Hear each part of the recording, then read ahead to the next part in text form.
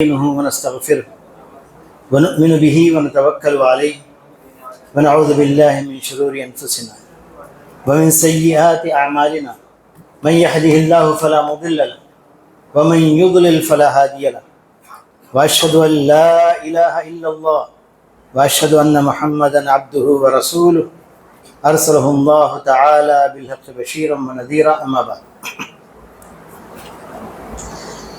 ثم أورثنا الكتاب الذين اصطفينا من عبادنا فمنهم ظالم لنفسه ومنهم مقتصد ومنهم سابق بالخيرات. అల్లాహ్ తబారక తాలా ఖురాన్ మజీద్లో ఈ విధంగా ప్రస్తావిస్తున్నాడు.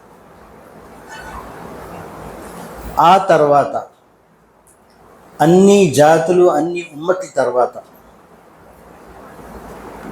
కితాబ్కి వారసులుగా చేశాం. కితాబ్ అంటే ఖురాన్, ఖురాన్కి వారసులుగా చేశాం. ఎవరిని? ఉమ్మతి ముస్లిమాన్. అందులో కొందరు ఉండారు ముస్లింలే, కానీ తమకు తాము మీద దౌర్జన్యాలు చేస్తారు. వమిన్హుం ముఖ్తసిద్, అందులో కొంతమంది ఉన్నారు బైన్ అంటే తమకు తా మీద దౌర్జన్యాలు చేయరు. అది సాబికున్ అని ముందు కూడా సాగరు, మధ్యతరంలో ఉంటారు. వమిన్హుం సాబికున్ బిల్ ఖైరాత్, అందులో కొంతమంది ఉన్నారు ఏ మంచి పని వచ్చినా ముందు వెంటనే అటెళ్ళి ముందుకు సాగుతారు. అదేవిధంగా మన ఉమ్మట్లో అల్లాహ్ తబారక ఈ ఆయత్లో ఏ విధంగా 3 కేటగిరీలు చెప్పాడో అదేవిధంగా హదీస్ జిబ్రైల్ కూడా 3 కేటగిరీలు: ముస్లిం, ముమిన్, ముహ్సిన్. రైట్? అయితే ఇందులో ప్రవేశిస్తానికి ఈ భవనంలో, ఈ మేడలో, సుందరమైన ఈ బిల్డింగ్లో ప్రవేశిస్తానికి ముఖద్వారం ఉంది. ఆ ముఖద్వారం మనము నోట్తో పలకండి ఒకసారి. లా ఇలాహ ఇల్లల్లాహ్ ముహమ్మదుర్ రసూలుల్లాహ్. అల్హమ్దులిల్లాహ్. అందరం కలిసి ప్రవేశించాం ఈ బిల్డింగ్. ఇప్పుడు ఇందులో ఏమేమి ఉందో చూద్దాం. ఇవాళ సాయంత్రం వరకు చూద్దాం, నిదానంగా చూద్దాం, విజిట్ చేద్దాం. ఏంటి, అందరికి ఇష్టమేనా? విజిట్ చేద్దాం. అయితే మొట్టమొదటిగా ఆ హదీస్ జిబ్రైల్ ఏంటో మీ ముందు రావాలి. ఒకసారి మహమ్మద్ ప్రవక్త గారు ఇలాగే నమాజ్ చేసి కూర్చున్నారు తమ సహాబాలు. ఒక ఆయన మస్జిద్లో వచ్చాడు. వచ్చేస్తున్నాడు. నబీ కరీం సల్లల్లాహు అలైహి వసల్లం సమీపంలో వచ్చేసాడు. సమీపంలో వస్తమే కాదు, ఆయన ముందు కూర్చున్నాడు. కూర్చుని ఆయన చేతులేమో నబీ కరీం సల్లల్లాహు అలైహి వసల్లం యొక్క మోకాళ్ళ మీద పెట్టేశాడు. పెట్టి కొన్ని ప్రశ్నలు అడుగుతూ మొదలెట్టాడు. యా ముహమ్మద్ మల్ ఇస్లాం. ముహమ్మద్ సల్లల్లాహు అలైహి వసల్లంని ప్రశ్నిస్తున్నాడు. నబీ కరీం సల్లల్లాహు అలైహి వసల్లం దానికి జవాబిస్తున్నాడు. అల్ ఇస్లాం అన్ తష్హద అల్లా ఇలాహ ఇల్లల్లాహ్ వ అన్న ముహమ్మదర్ రసూలుల్లాహ్. అన్ తష్హద అల్లా ఇలాహ ఇల్లల్లాహ్ వ అష్హదు అన్న ముహమ్మదన్ రసూలుల్లాహ్. ఈ అషద్ తీసేది తప్పుపడింది. అన్ తష్హద అల్లా ఇలాహ ఇల్లల్లాహ్ వ అన్న ముహమ్మదర్ రసూలుల్లాహ్ వ తుకీమ అస్సలాహ్ వ తూతియ అజ్జకాత్ వ తసూమ రమదాన్ వ తహుజ్జుల్ బైత్ ఇన్ ఇస్తతాత ఇలైహి సబీలా. ఈ వాక్యం చెప్పగానే ఆయన అన్నాడు, సదక్త, నువ్వు నిజం చెప్పావు. ఉమర్ రలియల్లాహు అన్హు అజిబ్నా లహు యస్అలుహు వ యసద్దిఖు. మనకు చాలా ఆశ్చర్యం కలిగింది. అడుగుతున్నాడు, మళ్ళీ అడిగిన దానికి జవాబిస్తే నువ్వు నిజం చెప్పావు. సరైన జవాబు ఇచ్చాడు. ఇదేంటిది? అడిగేవాడికి ఆన్సర్ తెలుసు అన్నమాట. ఇలా ఎవరు రాలేదే, ఎవరు ఇలా అడగలేదే. మళ్ళీ తర్వాత అంతషద్ అల్లా ఇలాహ ఇల్లల్లాహ్ వన్న ముహమ్మద్ రసూలుల్లాహ్ వ తుకీమ అస్సలాత వ తుతియ జకాత్. నువ్వు సాక్ష్యం ఇవ్వాలి. ఇస్లాం అంటే నువ్వు సాక్ష్యం ఇవ్వాలి. ఏమని? అల్లాహ్ తప్ప ఎవరు ఆరాధన అర్హులు లేరు, ముహమ్మద్ సల్లల్లాహు అలైహి వసల్లం అల్లాహ్ యొక్క ప్రవక్త. ఆ తర్వాత తుకీమ అస్సలా, నమాజ్ ఖాయం చేయాలి, జకాత్ ఇవ్వాలి, రంజాన్ ఉపాసాలు ఉండాలి, హజ్ బైతుల్లా చేయాలి, ఒకవేళ నీకు స్తోమత కలిగి ఉంటే. ఈ మాట చెప్పగానే ఏమన్నారు? సదక్త, నువ్వు నిజం చెప్పావు. మళ్ళీ రెండో క్వశ్చన్ వేసి, మళ్ళీ ఈమాన్ అంటే ఏంటి? దానికి జవాబుగా అంతుమిన బిల్లాహి వ మలాయికతి వ కుతుబి వ రుసులిహి వల్ యౌమిల్ ఆఖిర్ వల్ ఖద్రి ఖైరిహి వ షర్రిహి.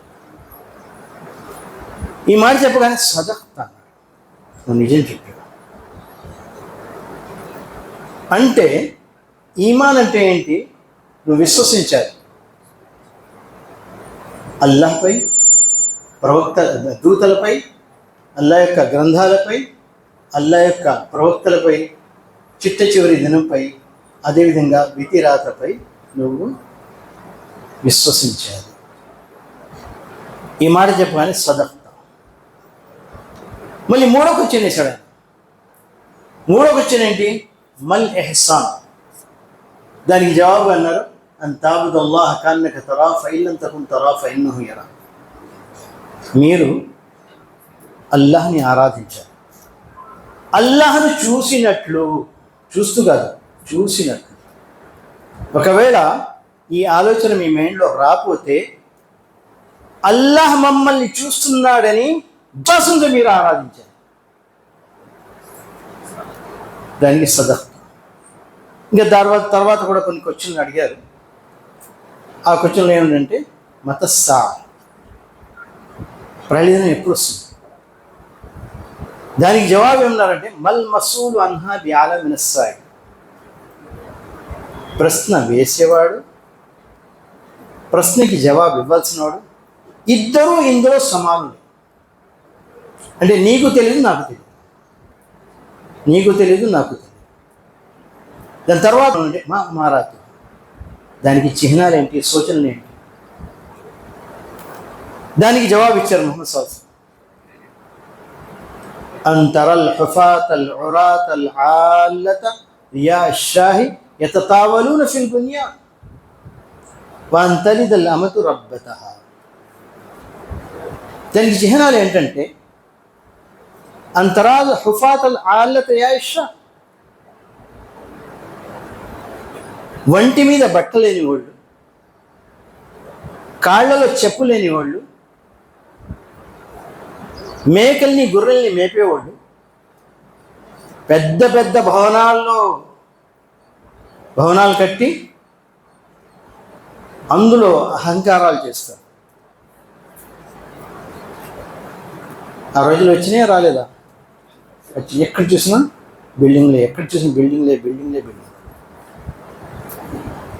అంతలిదల్ అమతు రబ్బతహ, ఒక బానిస యజమాన్ని కన్నుద్ది. బానిసకి ఆమె యజమాని పుట్టాడు. అర్థం ఏంటి? బాలుడు పుట్టిన తర్వాత అతన్ని పెంచి పెద్ద చేసిన తల్లినే బానిసగా వాడుకుంటాడు. తల్లి మాట వినడు. తల్లిని ఒక ఖాదిమాలాగా, ఒక బానిసలాగా వ్యవహారం చేస్తాడు. ఆ రోజులు వచ్చినాయి, రాలేదా? ఏది ఏమైనా ఈ క్వశ్చన్ ఆన్సర్ అయిన తర్వాత ఆయన వెళ్ళిపోయాడు. అప్పుడు ఆ రోజుల్లో కూర్చుంటానికి కూడా కొద్ది క్రమశిక్షణ ఉంది. మాలో ఇలా కొత్త మనిషి వచ్చి ఎంత ఉంటే ఏం చేస్తారు, మన అందరం గుంగుడు వెళ్ళిపోతాం, మన పసిని కూడా అలా వదిలేస్తాం. అలా వెళ్ళ సహాబా అక్కడే కూర్చొని ఉండిపోయారు. ఆయన వెళ్ళిపోయాడు. ఇది కూడా అదబ్ నేర్చుకోండి. ఆ తర్వాత నబీ కరీం సల్లల్లాహు అలైహి వసల్లం అన్నారు, ఆ కొత్త మనిషి వచ్చాడు కదా అతిథిలాగా, అది ఎక్కడ వెళ్ళాడు చూడండి. ఉమర్ ఖత్తాబ్ రజియల్లాహు అన్హు నేను వెళ్ళి చూశాను, ఎక్కడా లేడు, మాయమైపోయాడు. నేను తిరిగి వచ్చాను, యా రసూలుల్లాహ్, అతని వెతకడానికి వెళ్ళాను, గబగబా వెళ్ళినా కానీ అతను ఎక్కడో మాయమైపోయాడు. అతను ఎవరా? అప్పుడు నబీ కరీం సల్లల్లాహు అలైహి వసల్లం అన్నారు, జాఅకుం జిబ్రయీల్ యుఅల్లిమకుం దీనకుం. అతను జిబ్రయీల్ అయ్యా, ఆకాశం నుంచి దిగి వచ్చాడు, మీకు ఇస్లాం అంటే ఏంటో పరిచయం చేయిస్తాడు. ఇస్లాం అంటే ఏంటో, ధర్మం ఏంటో చెప్పడానికి వచ్చాడు. ఇదండి ఇస్లామిక్ డెఫినేషన్. మొత్తం దీన్ ఇందులో ఉంది, హదీస్ జిబ్రయీల్లో. ఇది ఆశ్చర్యకరమైన ఏంటంటే ఇలాంటి డెఫినేషన్ ఏ మతంలో ఏ ధర్మంలో కూడా లేదు. నాకు వేరే ధర్మాలని తెలుసుకోవాలని చాలా ఆశ. దానికి నేను ప్రయత్నం కూడా చేస్తుంటాను. ఒకసారి శ్రీలంకలో ఎయిర్పోర్ట్లో ఉన్నాను. అక్కడంతా బుద్ధిస్టు, బౌద్ధ మతం, ఎన్నో స్టాల్స్ ఉన్నాయి. సరే, బౌద్ధ మతం గురించి తెలుసుకుంటానికి ఒక మంచి పుస్తకం కొనాలని ఆలోచన వచ్చింది. అయితే స్టాల్స్లో వెళ్ళాను, నా దగ్గర డబ్బులు కూడా లేవు, వాళ్ళ డబ్బులు. సరే, నా దగ్గర కొన్ని ఫోల్డర్స్ ఉండే ఇస్లాం గురించి. ఆ ఫోల్డర్స్ని పోగు చేసి ఒక స్టాల్లో ఇచ్చి దీనికి బదులుగా ఒక మంచి పుస్తకం, అది చదవగానే బౌద్ధ మతం ఏంటో తెలుసుకోవాలి అంటే ఇంగ్లీష్లో ఒక చిన్న పుస్తకం వచ్చాడు. లావుగానే ఎంత లావుగా, 3-4 గంటలు ఉంటే అక్కడ 2వ ఫ్లైట్ పడతానికి అక్కడే కూర్చొని మొత్తం చదివాను. పైనుంచి కింద వరకు అహింస అహింస అహింస అంతకంటే. ఇదే విధంగా హిందూ మతం, బౌద్ధ మతం, క్రిస్టియానిటీ, అదేవిధంగా మీరు జైన్ మతం, సిక్ మతం, ఏ మతం చూసుకోండి, ఇలాంటి క్లుప్తంగా డెఫినేషన్ ఏ మతంలో కూడా, ఏ మతంలో. ఏది ఏమైనా ఇది ఊరుకునే తెలుసుకొని వదిలేసే మాటలు కావు, దాన్ని మన జీవితంలో అమలు చేసే మాటలు. అది ఎలాగా అని కొద్దిగా లోపలే చూద్దాం. రైట్, అందరు రెడీగా ఉన్నారా? ప్రవేశిద్దామా? ప్రవేశించాం కదా లా ఇలాహ ఇల్లా ముహమ్మద్ రసూలుల్లాహ్ చెప్పి. రైట్, వెళ్ళగానే ఇక్కడ ఈ హాల్లో లేదా ఈ స్టైర్లో ఎన్ని పిల్లర్స్ చూస్తున్నాము? 5 పిల్లర్స్ చూస్తున్నాం. మొట్టమొదటి పిల్లరు అంతషద అల్లా ఇలాహ ఇల్లల్లాహ్ వ అన్న ముహమ్మదర్ రసూలుల్లాహ్. ఇది నోట్తో పలకాలి, హృదయంలో నాటుకుపోవాలి, మన కార్యాలతో నిరూపించాలి. అంటే 3 రకాలుగా. నోట్తో పలకాలి లా ఇలాహ ఇల్లా ముహమ్మద్ రసూలుల్లాహ్ అని, అదే మాట మనసులో పెట్టుకోవాలి. 3వది అనుసరించాలి. అప్పుడే మనము గవాహి ఇచ్చేవాళ్ళం, సాక్షి ఇచ్చేవాళ్ళం. ఒకవేళ నోట్తో చెప్పేసి వదిలేసామనుకోండి, దాని లాభం ఏంటి?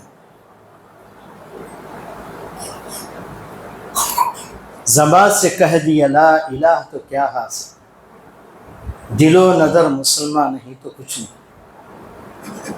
నోట్తో చెప్పేస్తే లాభం ఏం లేదు. నోట్తో సాక్ష్యం ఇస్తూ ఏంటి మన మనసులో పెట్టుకొని, సూఫీలు ఏమంటారు? నోట్తో చెప్పే అవసరం లేదండి, మన మనస్సే చెప్తుంటుంది లా ఇలాహ ఇల్లల్లాహ్, లా ఇలాహ. మరి సగమే, మొత్తం పూర్తి కలిమా కూడా తీసుకురాడు. అలా కాదు, మనం నోట్తో చెప్తాము, హృదయంలో ఉంచుకుంటాము, అదేవిధంగా అనుసరిస్తూ మనము ముస్లింలని నిరూపిస్తాం. అప్పుడే సరైన ముస్లిం. ఇందులో తెలుసుకోవాల్సింది ఏంటి? అష్హదు అల్లా ఇలాహ ఇల్లల్లా అంటున్నాం.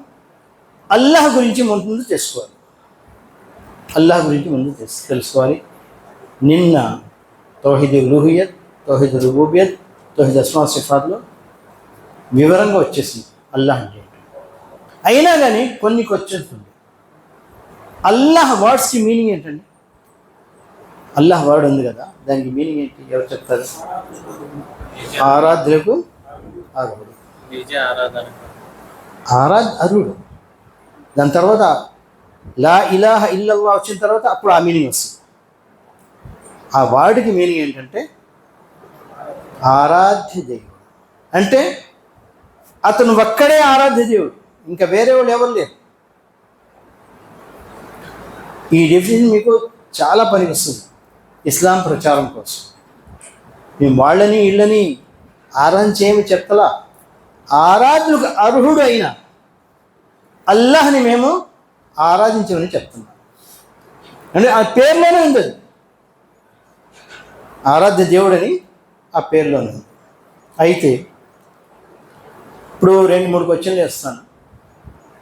ఆయన ఎక్కడున్నాడండి? నిజదేవుడు ఎక్కడున్నాడు? ఆకాశం మీద, అంతేనా? 7 ఆకాశం మీద. 7 ఆకాశం మీద ఎక్కడున్నాడు? సింహాసనం మీద ఆశ. అయితే ఆ సింహాసనానికి ఇమిడి ఉన్నాడా, లేకపోతే దానికి విడి ఉన్నాడా? ఆశీర్వడి ఉన్నాడు. విడి ఉన్నాడా, దానికి ఇమిడి ఉన్నాడా? విడిగా ఉన్నాడు. ఎందుకంటే అల్లాహ్ అతను సృష్టికర్త, మిగతాదంతా సృష్టి. అల్లాహు ఫౌక కుల్లి షై, ప్రతి దానికి పైన ఉన్నాడు. బాయిన కుల్లి షై, ప్రతి దానికి విడిగా ఉన్నాడు. అప్పుడే మనము సరైన అల్లాహ్ని కలుపుకోగలం.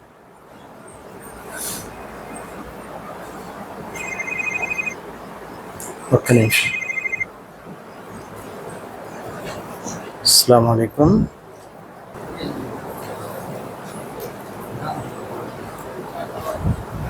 అయితే మేము ఎక్కడికి వచ్చాము?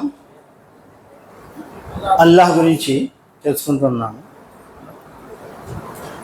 అయితే ఇంకొక క్వశ్చన్, నువ్వు నిన్న ఉన్నావు బాబు, మాతో పాటు ఉన్నావా లేవా? ఎవరున్నారు? అల్లాహ్ ఎంత గొప్ప, ఎంత పెద్ద. కొద్దిగా నేను చెప్పిన మాటలు గుర్తుండయా? ఏ విధంగా మనం అంచనా వేయాలి?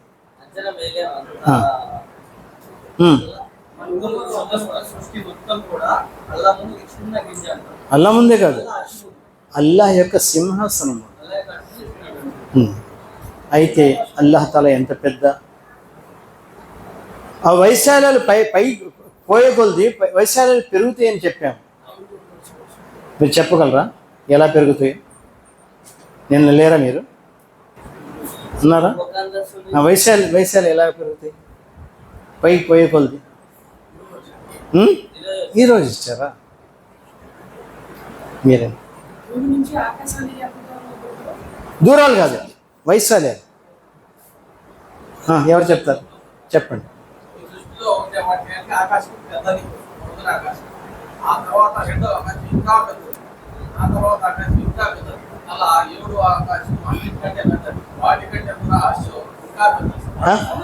అప్పుడే అర్ష్ వచ్చేసింది, చాలా దగ్గరలో ఉంది మీ అర్ష్. స్వర్గం యొక్క అంతస్తు ఉంది. మొదటి అంతస్తు 7వ ఆకాశం కంటే ఇంకా విశాలంగా. 4వది, 5వది, 6వది, 7వది, 8వది, 9వది, 10వది, అది 100వ అంతస్తు. ఎంత వైశాల్యంలో ఉంటుందో మనం అంచనా వేయగలమా? దాని మీద అర్ష్. ఆ అర్ష్ మీద ఆశీర్వాడు ఎవరు? అల్లాహ్ తబారక వమా ఖదరుల్లాహ హక్క ఖద్రిహి వల్ అర్దు జమీఅన్ ఖబ్దతుహు యౌమల్ ఖియామ వస్సమావాతు మత్వియాతున్ బియమీనిహి సుబ్హానహు వ తఆలా అమ్మా యుష్రికూన్. మీరు ఎంత ఆలోచించినా అల్లాహ్ గురించి అంచనా వేయలేరు. వమా ఖదరుల్లాహ హక్క ఖద్రిహి, వల్-అర్దు జమీఅన్ ఖబ్దతుహు యౌమల్ ఖియామా, ఒక గుప్పట్లో అల్లాహ్ యొక్క 7 భూములు వచ్చేస్తాయి, ఇంకొక గుప్పట్లో 7 ఆకాశాలు వస్తాయి. అప్పుడు అడుగుతాం లిమనిల్ ముల్కుల్ యౌమ్, ఈరోజు ఈ ప్రభుత్వం ఎవరిది? అప్పుడు ప్రవక్తలు అంటారు లిల్లాహిల్ వాహిదిల్ ఖహార్, అల్లాహ్. అంత పెద్ద అల్లాహ్ని తీసుకొచ్చి ఒకడేమో చెట్లో పెడతాడు, ఒకడేమో గూట్లో పెడతాడు, ఒకడేమో గుహలో పెడతాడు, ఒకడేమో మనసులో పెడతాడు. ఆ రోజు చెప్పాను నేను, 190 మంది ముస్లింలు అల్లాహ్ గురించి ఈ డెఫినేషన్ వాళ్ళకి తెలియదు, నిజంగా చెప్పాలి. ఎందుకంటే మద్రసాల్లో కూడా అలాగే నేర్పుతున్నారు. నేను చెప్పా కదా, ఐటీఐ చదువుతాను వచ్చాను ఉమ్రాబాద్కి, వాళ్ళు అఖీదా దర్శిస్తానికి వెళ్ళాను. నేను అడిగాను అయిన అల్లా అంటారు, కల్బుల్ మోమిని అర్షుల్లా, అరబిక్లో అన్నారు. హదీస్ కాదు అది, తప్పుడు మాట, హదీస్గా చెప్తున్నారు. కల్బు మోమిన్ యొక్క హృదయం అల్లాహ్ యొక్క అర్షం. అంటే నీ హృదయం పెద్దదైపోయింది, అల్లాహ్ నీ హృదయం కన్నా చిన్నోడైపోయాడు. పెద్ద పెద్ద వాళ్ళు ఈ మాట అలిచారు. అల్లామా ఇక్బాల్ తెలుసా, కవి, ఇస్లామిక్ కవి ఇక్బాల్, సారే జహాం సే అచ్చా హిందూసితా హమారా రాసింది. ఆయన ఏమంటాడంటే అల్లాహ్ ఈ లోకంలోని ఎక్కడో ఒకసారి ఉన్నాడు, కానీ ఎక్కడున్నాడో తెలియదు. ఏ విధంగా అయితే మన శరీరంలో ఆత్మ ఉంటుంది, అది ఎక్కడ ఉంటుందో తెలియదు, ఆ విధంగా అల్లాహ్ ఈ లోకంలో ఉన్నాడు, మరి ఎక్కడుందో తెలియదు. లోకం పెద్దదైపోయింది, అల్లా చిన్నోడైపోయాడు. పెద్ద పెద్దోళ్ళని. దీని గురించి సర్ సయ్యద్ అహ్మద్ ఖాన్ పేరు విన్నారా? Aligarh University founder. ఆయన ఏం రాస్తాడు తెలుసా? ఏమండి, అల్లాహ్ కోసం ఒక పెద్ద అర్ష్ ఉందని అందరూ చెప్తారు, ఖురాన్ చెప్తుంది, హదీస్ చెప్తుంది. దాంతోపాటు ఇంకొక మాట అంటారు. ఇంకొక మాట ఏంటి? ఇలాంటి అర్ష్ మీద అల్లాహ్ తబారక తఆలా ఇంతకు ముందు కూడా లేడు, ఇప్పుడు లేడు, ఆ తర్వాత కూడా ఆసీనుడు కాలేడు. అలాంటి అర్ష్ ఎందుకంటే నేను ఆ అర్ష్ని కూడా తిరస్కరిస్తున్నాను, ఆ అర్ష్ని కూడా నేను విశ్వసించిన అన్నాను. ఎవరు? Sir Syed Ahmad Khan, Aligarh University founder. ఈ మాటలన్నీ ఎక్కడి నుంచి వచ్చినాయి? మన ఉలమాలు, మన ఉఫ్తీలు, మన మద్రసాలు ఈ విధంగానే వాళ్ళకి చెప్పారు. ఇస్తవాకి తావీలు చేసిస్తారు. ఇస్తవా అలర్ష్ ఒక్కసారి కాదు, 7 ఆయత్లో ఖురాన్లో చెప్పబడింది. ఇస్తవా అలర్ష్, ఇస్తవా అలర్ష్, అల్లాహ్ తబారక తఆలా అర్ష్ మీద ఆసీనుడు, అర్ష్ మీద ఆసీనుడు. కానీ వీళ్ళు దానికి మార్చేశారు తావీల్.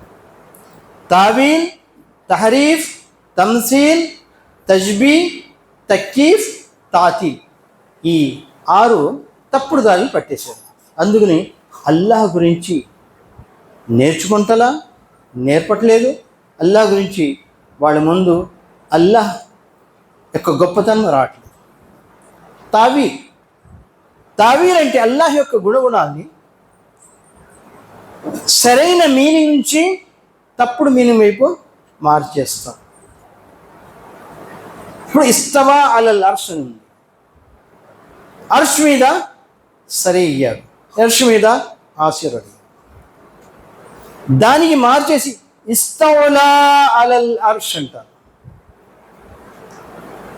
అర్ష్కి కబ్జా చేశాడు, అర్ష్కి కబ్జా, దాంట్లో నుంచి చాలా తేడా ఉంది కదా, ఈ విధంగా మార్చేశాడు. తహరీఫ్ అంటే మీనింగే మార్చేస్తాం, పూర్తిగా మీనింగే మార్చేస్తాం. ఎలా మార్స్తారంటే ఇస్తవా అలల్ అర్ష్, ఇస్తవా అలల్ అర్ష్ అర్ష్ అంటే ఏంటి? అది ఏమంటారు, ఒక దేశం మీద దండయాత్ర చేసి ఆక్రమణ చేశాడు. అదేవిధంగా అల్లాహ్ తబారక తఆలా అర్ష్కి ఆక్రమించాడు అని కొంతమంది చేస్తారు. అందుకనే సర్ సయ్యద్ అహ్మద్ ఏమన్నాడు, ఇలాంటి అర్ష్ ఏం లాభం, మీరే చెప్తున్నారు అల్లాహ్ కోసం అర్ష్ ఉందని, మరి మీరే చెప్తున్నారు ఇక్కడ ఎందుకు ఈ తప్పు పడ్డారు? ఆ మాట నేను చెప్పాను, గుర్తుందా ఎవరైనా? ఇలాంటి తప్పు ఎందుకు చేశారు? ఇలాంటి తప్పులో 99% ముస్లింలు ఎందుకు వేసేశారు? కారణం ఏంటి చెప్పగలరా? వాళ్ళు మంచి కోరారు కానీ చెడు దాన్ని పట్టించేశారు. ఆ మంచి కోరడం అంటే ఏంటి? అల్లాహ్ తబారక వ తఆలా అర్ష్ మీద అంటే సింహాసనం మీద ఉన్నాడంటే సింహాసనంకే ఆధారపడి ఉన్నాడు అని మీనింగ్ వస్తుంది. అందుకని మేము నిరాకరిస్తున్నాం అండి. దీనికి జవాబు ఎవరిస్తారో నేను ఇచ్చాం జవాబు. మీలో ఎవరు ఇవ్వదు. అల్లాహ్ తఆలా అర్ష్కి ఆధారపడి ఉన్నాడా? లేడంటానికి మీరు ఒక ఇది చెప్పాలి, దలీల్ చెప్పాలి. ఎవరు చెప్తారు? నిన్న చెప్పాను కూడా నేను. ఒక్కొక్కరు మీరు చెప్తారా?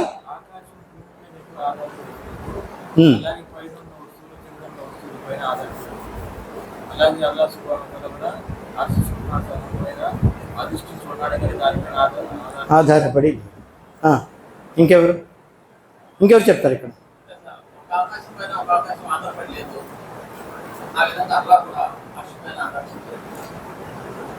ఈ భూమి ఉంది, భూమి పైన చంద్రుడు ఉన్నాడు. చంద్రుడు భూమికి ఆధారపడి ఉన్నాడా? అదేవిధంగా చంద్రుడి పైన మొదటి ఆకాశం ఉంది. మొదటి ఆకాశం చంద్రుడికి ఆధారపడి ఉందా? లేదు. అదేవిధంగా రెండో ఆకాశం, దాని కింద ఆకాశం ఒకటో ఆకాశానికి ఆధారపడి లేదు, మూడో ఆకాశం రెండో ఆకాశం ఆధారపడి లేదు. సృష్టిలోనే ఒకళ్ళు పైన ఉండి కూడా ఆధారపడి లేకుంటే ఆ సృష్టికర్త సృష్టికి ఎలా ఆధారపడి ఉంటాడు? ఇప్పుడు మీరు ఎందుకు ఆలోచించారు? అలా ఎందుకు ఆలోచించారంటే అల్లాహ్ని ఒక మానవుడిగా గ్రహించారు. మీరు ఒక మానవుడితో పోల్చారు. పోల్చగానే ఇవన్నీ మైండ్లో వచ్చింది. అల్లాహ్ వేరు, మానవుడి వేరు, అతను సృష్టికర్త, ఇది సృష్టి. ఈ ఆలోచన మీకు తప్పు దాడి పట్టించేసింది. దానికి జవాబు ఇచ్చాం కదా, మేము ఇచ్చామా లేదా? షేఖ్ బిన్ ఉసైమిన్ రహమతుల్లాహి అలైహి గారు ఇదే జవాబు రాశారు. మళ్ళీ అలాగే చూస్తే ఇబ్న్ తైమియా రహమతుల్లాహి గారు ఇదే జవాబు రాస్తారు. ఇలాంటి వాళ్ళు మీరు కొంతమంది ఉన్నారు, వేలాది మందికి జవాబు ఇవ్వాలి. ఎందుకంటే ఏ అఖీదా నేర్చుకున్నారు మీరు? సహాబాల అఖీదా నేర్చుకుంటున్నారు. తప్పుడు దారి మీద వెళ్ళిన వాళ్ళకి మంచి దారి మీద మళ్ళీ తీసుకురావాలి. అది మైండ్లో అల్లాహ్ తఆలా గొప్పతనం మైండ్లో వచ్చేస్తే ఇక షిర్క్ కూడా ఆటోమేటిక్గా వెళ్ళిపోతుంది. ఈ దర్గాలు పగిలిపోతాయి, ఈ జెండాలు ఎగిరిపోతాయి. ఒకవేళ అల్లాహ్ యొక్క డెఫినేషన్, సరైన డెఫినేషన్ మన మైండ్లో వచ్చేస్తే ఇక సార్ అందుకని మనం కృషి చేయాలి. అయితే అల్లాహ్ గురించి ఆ తర్వాత ముహమ్మద్ సల్లల్లాహు అలైహి వసల్లం, అల్లాహ్ మన అందరికి ఆరాధ్య దేవుడు లేదా ఆరాధ్యుడు అనగానే ఈ మాట చాలామంది చెప్తారు, అల్లాహ్ తప్ప దేవుడు లేడు, అల్లాహ్ తప్ప దేవుడు లేడు. కానీ పూజ చేసేటప్పుడు, ఆరాధించేటప్పుడు అతన్ని ఆరాధించరు. లా ఇలాహ ఇల్లా అందరూ అంటారు కదా, అందరూ అల్లాహ్ తప్ప దేవుడు లేరు అంటారు కదా. ఆరా తప్ప ఎవరి పూజ, ఎవరు పూజ్యులు లేరంటారు కదా. కానీ ఇది సరైన మాట కాదు. పూజ ఎవరెవరికో చేస్తున్నారు. జిత్నే కంకర్ ఉత్నే శంకర్, ఎన్నెన్నో దర్గాలని పూజ చేస్తున్నారు. కానీ ఆ అల్లాహ్ తప్ప వేరే వారికి పూజించరాదు అన్నమాట మనం నేర్చుకోవాలి. అదే మన అందరినీ మానవులందరికీ అదే నేర్పాలి. లా ఇలాహ ఇల్లల్లాహ్ తర్వాత ముహమ్మద్ రసూలుల్లాహ్కి వస్తే ముహమ్మద్ రసూలుల్లా చెప్పగానే అయిపోదు. ముహమ్మద్ రసూలుల్లాహ్ చెప్పగానే ముహమ్మద్ రసూలుల్లాహ్ సల్లల్లాహు అలైహి వసల్లం గురించి, అతని సీరత్ గురించి అల్హమ్దులిల్లా ఈ క్యాంప్లో మనం నేర్చుకున్నామా లేదా? గురువారు ఇక్కడే కూర్చొని ఉన్నారు.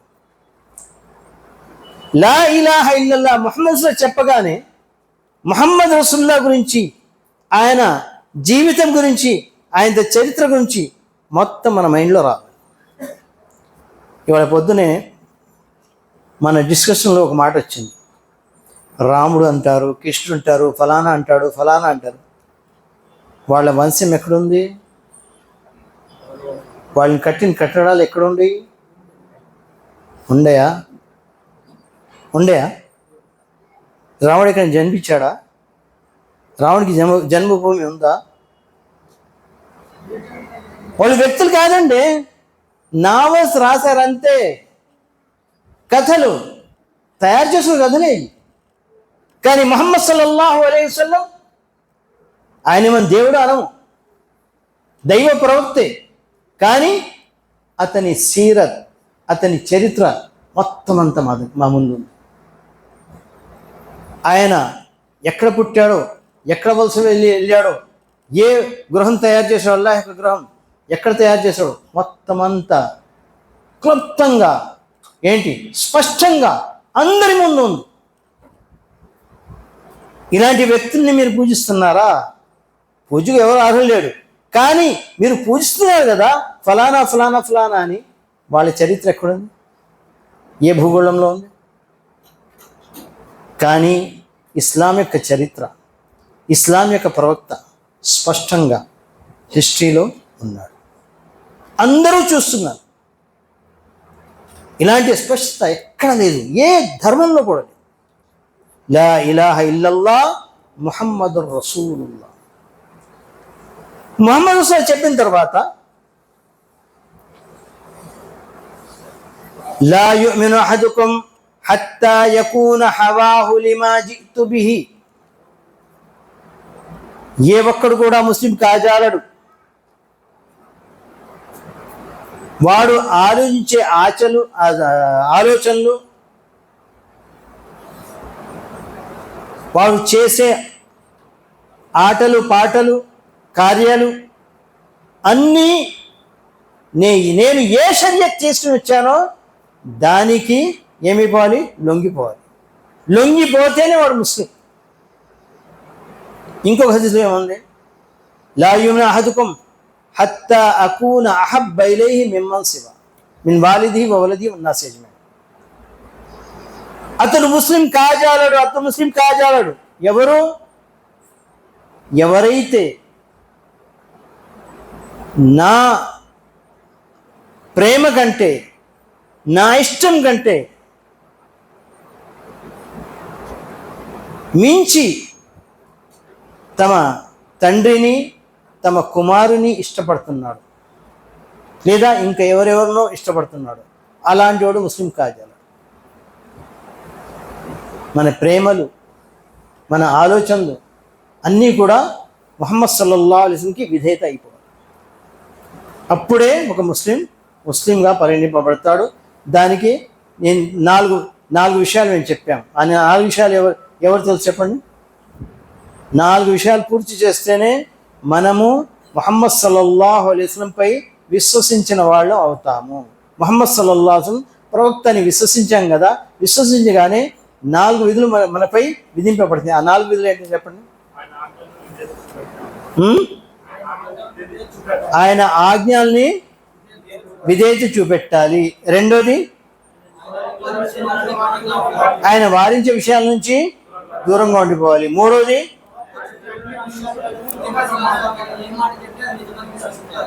ఆయన చెప్పిన మాటలన్నిటికీ పూర్తిగా నమ్మాలి. నాలుగోది, ఆయన చెప్పిన పద్ధతి ప్రకారమే ఆరాధన చెయ్యాలి. రైట్? అప్పుడు అంతషద అల్లా ఇలాహ ఇల్లల్లాహ్ వ అన్న ముహమ్మద్ రసూలుల్లాహ్ పూర్తి. ఆ తర్వాత మనం ఎక్కడ రావాలి? నమాజ్ రావాలి. నమాజ్ గురించి ఏం చెప్పబడింది? అఖిమిస్సలా. నమాజ్ని చెయ్యండి అని చెప్పలా, నమాజ్ని నెలకొల్పండి. ఈ షహాదత్ పూర్తి కానిదే నమాజ్ అంగీకరింపబడదు. ఒక మాట మనం అందరూ జ్ఞాపకం చేసుకోవాలి. మనలో బిదత్ ఉంది, మనలో షిర్క్ ఉంది. నమాజ్ చేస్తున్నారా? నమాజ్ అంగీకరింపబడద్దా? ఎందుకంటే నబీ కరీం సల్లల్లాహు అలైహి వసల్లం అబూ మూసా అషరీని యమన్ పంపించారు. నువ్వు వెళ్ళాయా దావత్ పెంచి ఎక్కడ, నేను ఏం చేయాలి, ఎలా మొదలెట్టాలంటే ఆయన చెప్పు వలియకుల్ కూలు లా ఇలాహ ఇల్లల్లాహ్ ముహమ్మద్ రసూలుల్లాహ్ నేర్పాలి. వైన్హుం అతావు లక ఫీ జాలిక్ ఫదుహుం ఇలా అస్సలవాతిల్ ఖమ్స్ ఔ కమా ఖాల్. ఒకవేళ ఈ షహాదత్ పూర్తి అయిపోతే అప్పుడు వాళ్ళకి నమాజ్ వైపుకు పిలువన్నారు. నమాజ్ చేస్తూ అది పూర్తిగా దాని మీద వారు శ్రద్ధ వహిస్తే అప్పుడు జకాత్ గురించి చెప్తారు. అంటే దీనికి అర్థం ఏంటంటే నమాజ్ చేస్తేనే అల్లాహ్ తబారక తఆలా జకాత్ని అంగీకరిస్తాడు. నమాజ్ని జకాత్ని పూర్తి చేస్తేనే అల్లాహ్ తబారక తఆలా మన ఉపాసాన్ని అంగీకరిస్తాడు. ఉపాసాన్ని పూర్తి చేసుకుంటేనే ఈ 4 అర్కాన్లు పూర్తి అవుతేనే అల్లాహ్ తబారక తఆలా మన హజ్ని ఏం చేస్తాడు? అంగీకరిస్తాడు. లేకపోతే అంగీకరించు. ఇది వరుసగా చేసుకోవాలి. సరే, ఇవన్నీ చేసుకున్నాక ఏంటి, నువ్వు మోమిన్ అయిపోయావా? ఒక మునాఫిక్ కూడా చేయవచ్చు. కానీ మన లోన ఉన్న ఈమాన్ని దృఢపరిస్తేనే అప్పుడు మోమిన్ అనబడతాం. ఈ 5 విషయాలు చేయగానే ముస్లిం అనబడతావు, ఇస్లాంలో వచ్చేసావు, నువ్వు ముస్లిం. అయితే ఇక్కడే ఉండిపోదామా? ఇంకా ముందుకు సాగుదామా? సాగాలి. సారిఉ ఇలా మగ్ఫిరతిన్ మిన్ రబ్బికుమ్ వ జన్నతిన్ అర్దుహా సమావాతు వల్ అర్ద్ వ ఫీ దాలిక ఫల్యతనాఫసుల్ ముతనాఫిసూన్. అల్లాహ్ ఏమంటే ఎక్కడున్నాడు అక్కడే ఉండిపోమాకండి, ముందుకు సాగండి, ముందుకు నడవండి. మీరు రేస్లో వచ్చేయండి. ఏంటి, ముందుకు సాగండి, కాంపిటీషన్లో వచ్చేయండి అని అల్లాహ్ తబారక తఆలా అన్నాడు. ఈ కాంపిటీషన్ ఎక్కడి నుంచి మనం ఎక్కడ వెళ్ళాలి? ఆ తర్వాత అంతస్తులో వెళ్ళాలి. అక్కడ వెళ్ళగానే మనకు ఏం కనబడుతున్నాయి? అల్ ఈమాన్ అన్ తుమిన బిల్లాహి వ మలాయికతిహి వ కుతుబిహి వ రుసులిహి వల్ యౌమిల్ ఆఖిరి వల్ ఖద్రి ఖైరిహి వ షర్రి. మరి అదే ఆ విశ్వాసాలు మళ్ళీ ఇందులో వస్తున్నాయి. ఫస్ట్గా అల్లాహ్పై విశ్వాసం. అల్లాహ్పై విశ్వాసం గురించి ఇంకా ఎక్కువ చెప్పని అవసరం లేదు, ఎందుకంటే ఇప్పుడు దాకా అల్లాహ్ గురించి చెప్పొచ్చాము. అదేవిధంగా దైవ దూతలు దేనితో సృష్టించబడ్డారు? కాంతితో, వెలుగుతో. మానవుడు మట్టితో, శైతాను ఇబ్లీసు అగ్నితో, కానీ దైవదూతలు వెలుగుతో సృష్టించబడ్డారు. దైవదూతలకి అల్లాహ్ తబారక తఆలా ముకల్లఫ్ చేశాడా? వారికి నమాజ్ చదవని అది చదవని అల్లాహ్ తఆలా ముకల్లఫ్ చేశాడా? అవసరం లేదు. ఎందుకంటే వాళ్ళకి అల్లాహ్ తబారక తఆలా వేరే ఆచరణలు ఇవ్వలేదు. యఫ్అలూన మా యుమరూన్. అల్లాహ్ తబారక తఆలా ఏమి చెప్తే దానికి విధేయులు అయిపోతారు, అంతే. ఏది చెప్తే దానికి విధేయులు అయిపోతారు. వాళ్ళు ఎంతమంది ఉన్నారు తెలుసా? 7 ఆకాశాలు కూడా నిండి ఉన్నాయి. ఈ భూమిలో కూడా వాళ్ళు వచ్చి ఉన్నారు. 7 ఆకాశాల్లో ఒక్క చిన్న స్థలం కూడా దైవదూత లేని స్థలం లేదు. కొందరు నిలబడి అల్లాహ్కి ఆరాధన చేస్తున్నారు, కొందరు రుకులో ఉండి చేస్తున్నారు, కొందరు సిజ్దాలో పడి ఉన్నారు, కొందరు కౌమా జల్సాలో కూర్చున్నారు. అల్లాహ్ యొక్క ఆరాధన చేస్తానే ఉన్నారు. వాళ్ళు ఎంతమంది ఉన్నారు లెక్క పెట్టగలరా? లెక్క పెట్టరు.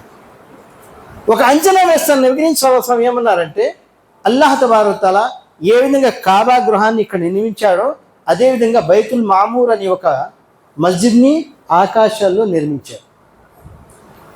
అందులో ఒక్కసారి 70,000 మంది దైవదూతలు ప్రార్థన చేస్తారు. వాళ్ళు బయటకు వచ్చేస్తారు. మళ్ళీ 70,000, మళ్ళీ 70,000 మంది. ఇలా వెళ్తూనే ఉంటారు, ప్రార్థన చేస్తూనే ఉంటారు. మొట్టమొదటిగా వెళ్ళి వచ్చిన వాళ్ళు మళ్ళీ రెండోసారి వెళ్ళటానికి వాళ్ళకి అవకాశం దొరకదు, ప్రళయం వచ్చేస్తుంది. ఆలోచించారా? ఎంతమంది ఉన్న వాళ్ళు ఆలోచించారండి. 70,000 మంది వెళ్ళారు, ఆరాధన చేసిన బైతుల్ మామూలు బయటకు వచ్చేసారు. మళ్ళీ ప్రళయదినం వరకు వాళ్ళకి అందులో వెళ్ళటానికి అవకాశం దొరకదు. ఆ తర్వాత 70,000, ఆ తర్వాత 70,000, ఆ తర్వాత 70,000 వస్తూనే ఉంటారు, ఆరాధన చేస్తూనే ఉంటారు, వెళ్తూనే ఉంటారు. అంటే దీంతో తెలిసింది ఏంటంటే అల్లాహ్ తబారక్ తఆలాకి మన అవసరం లేదు. అంతమంది దైవ దూతలు ఉండంగా వాళ్ళందరూ అల్లాహ్ యొక్క ఆరాధన చేస్తుండగా మా ఆరాధన అవసరం ఏంటి? మా మంచి కోసం అతను ఆజ్ఞాపించాడు. మీ మంచి కోసం మీరు స్వర్గంలో వెళ్తానికి అల్లాహ్ తబారక్ తఆలా మీ మీద ఇస్లాంని అల్లాహ్ తబారక్ తఆలా పంపాడు. దాన్ని అవలంబించాలి. మన రాతని మనం సరి చేసుకోవాలి. మనము స్వర్గానికి వెళ్ళాలి. అంతేగాని అల్లాహ్ తబారక్ తఆలాకు మనకు అవసరం లేదు. లం యలిద్ వలం యూలద్ అల్లాహు సమద్. అసమద్ అంటే ఎవరి అవసరం లేనివాడు. అతని అవసరం అందరికీ ఉంది. ఆయన లేనిదే ఎవరు బ్రతకలేరు. ఎంత అవసరం తెలుసా? అల్లాహ్ యొక్క అఖీదా గురించి చెప్పుకోవాలంటే ఒక మనిషి తిండి లేక కొన్ని రోజులు బతుకుతాడు, నీళ్ళు లేక కొన్ని గంటలు బతుకుతాడు, ఆవిరి లేక గాలి లేక కొన్ని నిమిషాలు. కానీ ఈ అఖీదా లేకుండా, అల్లాహ్పై విశ్వాసం లేకుండా కంటి రెప్పలాడే అంతవరకు కూడా బతకలేడు. అందుకని ముహమ్మద్ సల్లల్లాహు అలైహి వసల్లం గారు ఒక దువా చేశారు, అల్లాహుమ్మ లా తకిల్ని ఇలా నఫ్సి తర్ఫత ఐన్. ఓ అల్లాహ్, కంటి రెప్పలాడే అంతవరకు కూడా నాకు నా ఆధీనంలో చెయ్యకో, ఎప్పుడు నీ ఆధీనంలో ఉంచు అని దువా చేశారు. ఈ దువా మనం కూడా చేయాలి. టైం అయిపోయిందా? టైం అయిపోయిందా? 3 నిమిషాలు. అయితే దైవదూతలు అలాంటి వాళ్ళు. దైవదూతలు, కొన్ని దైవదూతల పేర్లు అల్లాహ్ తబారక్ కొన్ని బాధ్యతలు ఇచ్చి వాళ్ళ గురించి వివరించాడు. ఖురాన్లో, హదీస్లో వివరణ వచ్చింది. అందులో ఎవరో చెప్పండి. జిబ్రాయిల్ ఏ బాధ్యత చెప్పాడు? వహీ బాధ్యత చెప్పాడు. దైవవాణి ప్రతి ప్రవక్త దగ్గర తీసుకొచ్చింది ఎవరు? జిబ్రాయిల్. ఇస్రాఫీల్ సూడు ఊదటానికి ఇస్రాఫీల్ని అల్లాహ్ తబారక్ తఆలా నిర్మించాడు. మీకాయిల్, అదేవిధంగా ఇంకొక దైవదూతను వదిలేస్తున్నారు, మలకుల్ మౌత్. చాలా జాగ్రత్త, మలకుల్ మౌత్. అదేవిధంగా నరకానికి ఒక బాధ్యతని నిర్మించాడు, వాడి పేరు మాలిక్. యా మాలిక్ ఇక్ది అలైనా రబ్బు. అదేవిధంగా మన సమాధిలో వస్తారు మున్కిర్ నకీర్. అదేవిధంగా మన విధిరాతలు రాస్తూ ఉంటారు కిరామన్ కాతిబి. ఎవరెవరి పేర్లు వచ్చినాయో వారికి అలాగే మనం విశ్వసించాలి.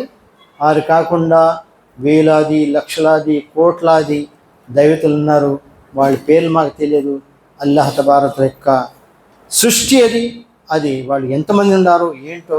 వలా యఅలము జునూద రబ్బిక ఇల్లా హు.